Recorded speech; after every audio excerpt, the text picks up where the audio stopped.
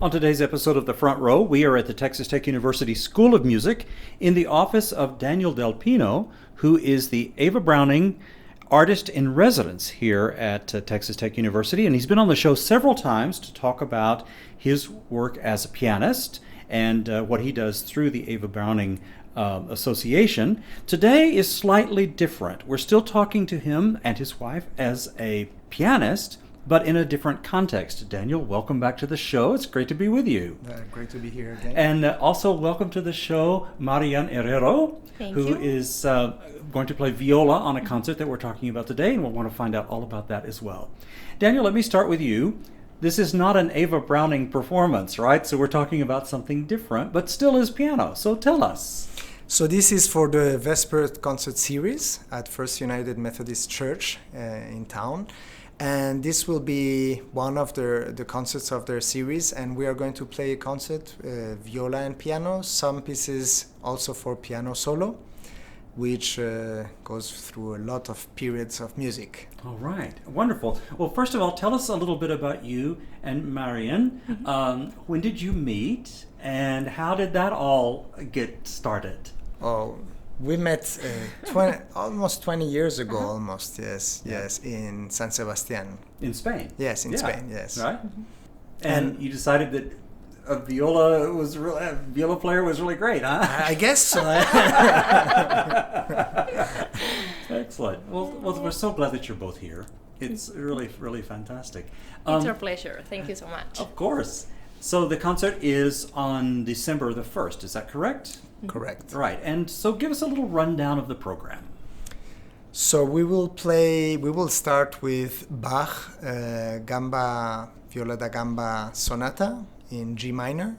And then second piece will be À vous dirai-je maman variations from Mozart. The third piece will be Clara Schumann three romances that are original for violin and piano. But Marian made an arrangement for viola. We find out that it sounds really nice in viola, and actually the range is quite similar to the viola, and it works really well with the viola as well. Oh, great. So, and these are three little pieces, really beautiful. Yeah. Right. And Wonderful. then we will move on to Messiaen, Le baiser de l'enfant Jésus. And then we will finish with a beautiful Spanish piece by Joaquin Turina called Escena Andaluza, which is original for viola, piano, and string quartet. But I made an arrangement for viola and piano alone. Okay. I assume the piano part's probably a little more elaborate to Well, cover yes, some of the string parts. Daniel will play a lot of notes. Yeah, much more notes. Wonderful. Well, Marian, let me go back to the first piece, to the Bach. So it's a viola da gamba piece. Right. So Yes. what does that mean? And then what did that mean for you to then play on a modern viola? Oh, nice. So these are three sonatas. They are the 1027 through 1029, and we are playing the last one, which is 1029 in G minor, and they are originally for viola da gamba, which means it's a instrument typically from the Baroque period.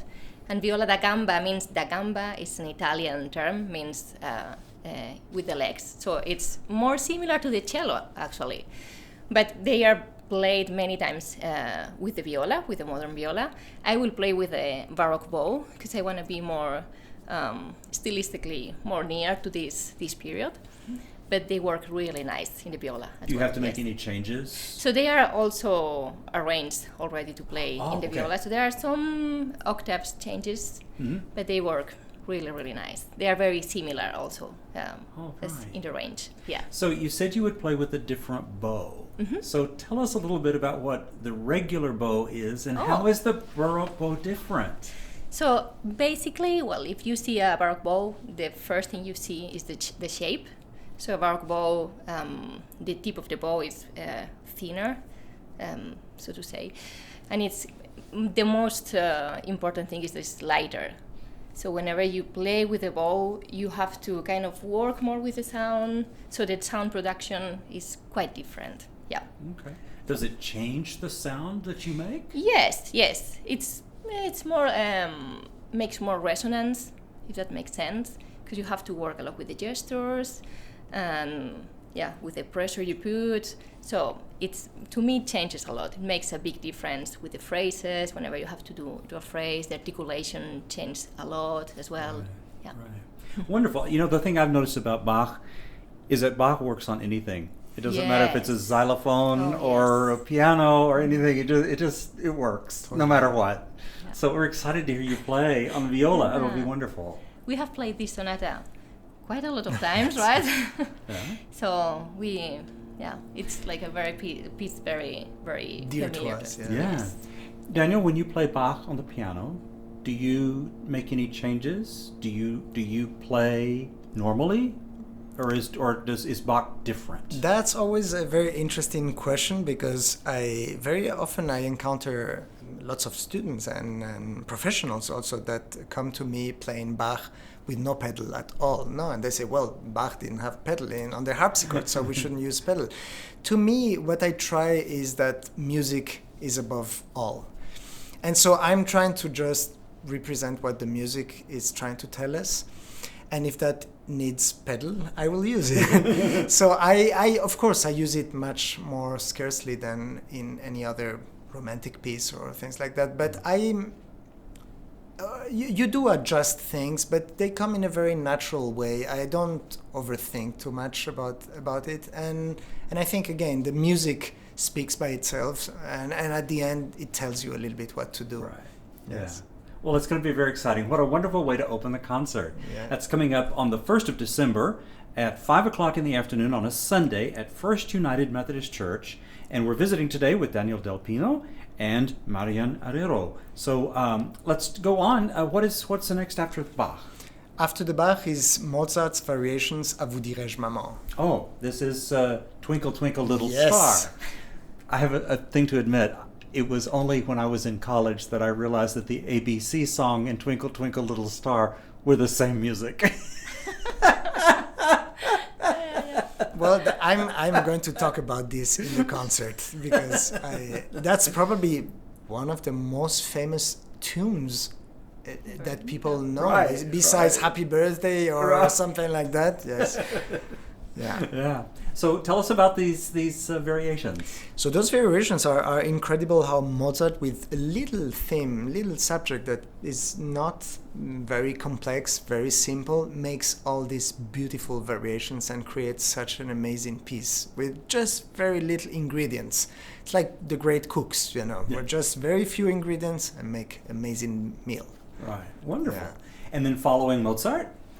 Clara Schumann. Yeah, we have these 3 romances from Clara Schumann. Yes. All right. So tell us a little bit about these pieces. So They're they- not originally for viola. No, is right? they- Yeah. right. They are originally for violin, and they are the Opus 22, is early piece, right? And we found that they work very nice with the viola, and we decided to do our own arrangement. I changed some octaves, but few changes, and they work really nice. They are Right. very beautiful pieces. Right. Yes. You know, it's nice that we get to hear more of Clara Schumann's music because Yes. it's beautiful. It's wonderful. Exactly. And, yes. Yeah. So So it's also an opportunity to hear her music, right? yeah. Yeah. And you'll play with a regular bow Yes, in a everything romantic regular. way. Romantic way. As romantic as possible, right? Yeah, exactly. Well, that would be beautiful. Yeah, Great. we are looking And then forward. is it on to Messiaen after Yes. that? Oh, tell us about this piece. Well, Messiaen, that's one of my biggest love. I fell in love with Messiaen, in fact, when I was a student at Yale University. I had never heard Messiaen before.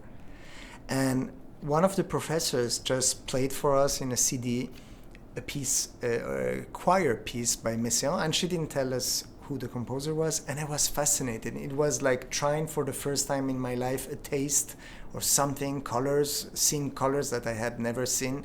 I was fascinated. And so then she said it was Messiaen, so I started looking. Of course, at that time there was no internet, so I was looking in books and libraries and asking people and friends. And I started getting really into his music. And I even took a course that was meant to be for composers, but it was about Messiaen, so I thought I need to take that course.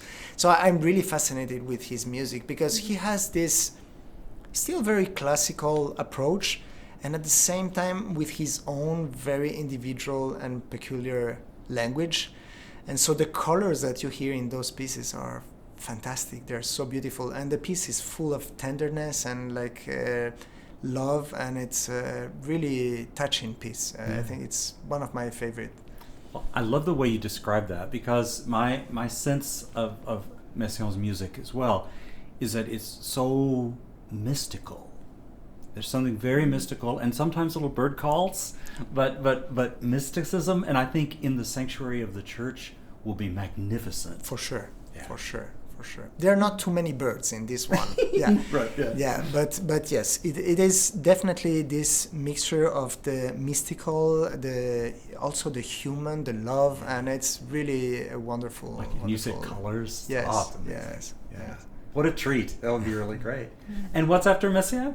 Then we play the Escena Andaluza, which is by Turina, a composer from Sevilla, from the first half of the 20th century. And it's a wonderful piece that many violists outside from Spain don't play it so often, but it works really well.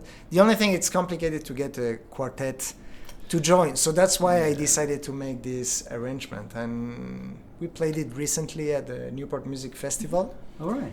Yes.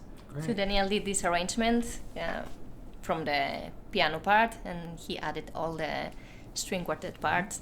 Right. So Do you just play your normal part? yeah, I have my viola solo part, Yeah. and he will So join the quartet. characteristic Turina? Does it sort of have some nationalistic sounds and Oh Spanish sounds? yes. Actually, we have to say Turina sounds really a lot like Turina. He has this type of way of composing that you really recognize when it's Turina.